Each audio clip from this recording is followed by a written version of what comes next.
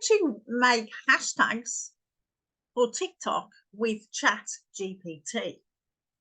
I've just put the prompt in. What are some TikTok hashtags relating to making money online, affiliate marketing, and multiple stream of income? All you got to do is copy and paste that into your TikTok and you're away. Because if you want to know, for example, why do we need hashtags, we can actually ask ChatGPT that as well. Why do we need hashtags? It's actually to get banned for TikTok.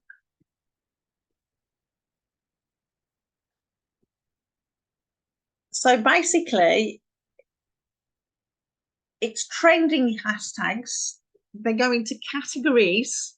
So everybody who's looking for affiliate marketing, online marketing, business, your video will get shown to people who put your hashtag in.